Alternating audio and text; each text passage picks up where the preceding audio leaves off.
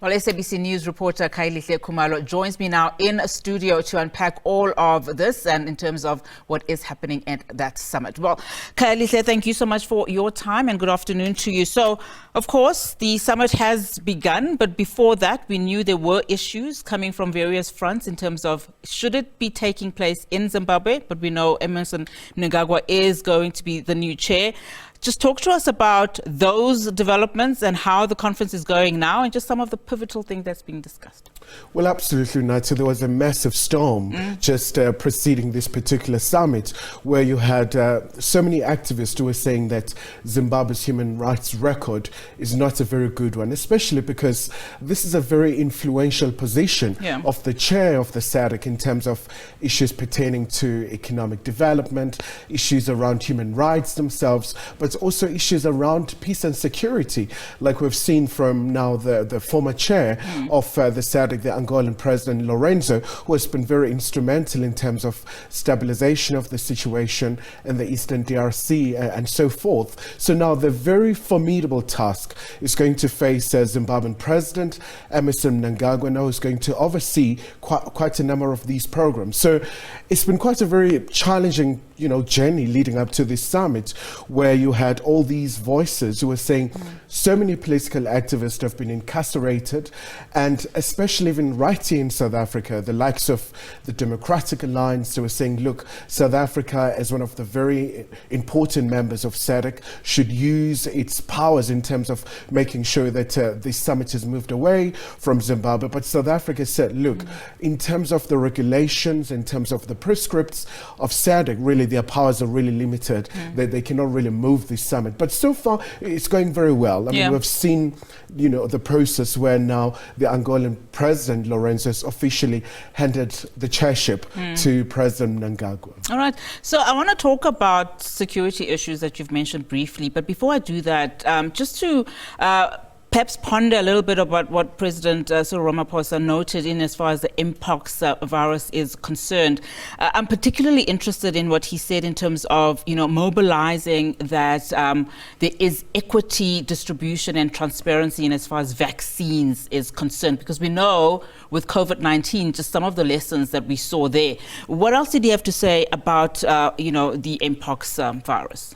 Well, that's absolutely right, especially because he's the champion of the African Union when it comes to the state of preparedness in terms of the pandemics, and really just drawing from those lessons in light of COVID-19 a few years ago, where literally Africa and other developing countries they were left behind in terms of the vaccine hoarding that's really happened, especially from the Western countries. It was a very big issue for President Cyril Ramaphosa, and I think now with mpox, really working with the African Union, the CDC, and many other internal, instruments that we have in the continent in terms of the prevention of the diseases. So, but really just commending the AU for setting aside about $10 million in terms of making sure that they try and really just make sure that they galvanize support in terms of the fairness, the equity in terms of the distribution of, just in terms of the vaccines. But also what is quite important for South Africa is that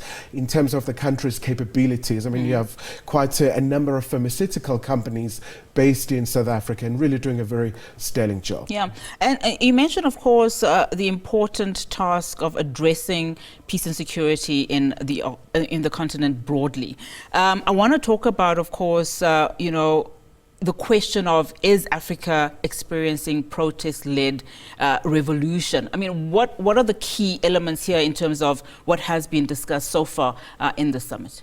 I think what was quite really interesting from the report that was given by the former SADC chair, the Angolan President Lorenzo, really pointed out that this sub-region, SADC, is relatively stable, but then you do have the pockets of concern, citing, of course, a very big, example, what's happening in the eastern parts of the DRC, where South Africa also is one of the very key players in terms of, the deployment of the troops from the SADC alongside Malawi and Tanzania. So speaking about those examples, that a lot should be done in terms of the concerted efforts in addressing those issues, but also something really where the region is also patting itself on the back will be what has been happening in Mozambique and Cabo Delgado, where you had the whole issue around terrorism, but also the radicalization of the youngsters by the militant groupings. So SADC is wrapping up that mission, and they say that life is improving. Obviously, there are still some challenges in terms of making sure that people are coming back to the villages where they were based. What are we likely to see, in the run-up, in the run-up to this particular summit? We saw, of course, the SADC senior officials who are meeting and setting the agenda. What is then to come following this? Any important decisions likely to take place? I think something that also really just comes more often than not will be what's happening in terms of the changing weather patterns, the climate change. I mean, for example, you have quite a number of countries in the SADC region who have been affected by drought, the prolonged dry spell. So that's a very big issue. But also when it comes to food security as well, because it really becomes a massive challenge where really it becomes like a bread and butter issue. But obviously it's going to be a very important task for the leaders as well to reflect as well on many other issues as well facing SADC, especially because there are some elections expected in Namibia and Botswana and many other countries. And it was quite interesting as well, Lunati, hearing from Namibia's interim leader, President Bumba, who really just got quite a very good reception. As you know, that President Gengo passed away in the office. And it was quite a very poignant moment as well for the leaders as well to pay tribute to the late President Gengo. Absolutely. Khayelihle, thank you so much for that. Of course, Khayelihle Khumalo just giving us a sense of what is happening then at that SADC Leaders Conference, which is the 44th Ordinary SADC Summit. Already they have reaffirmed their commitment to deal with challenges that are facing the region. Well, we'll continue then to unpack many stories from the African continent.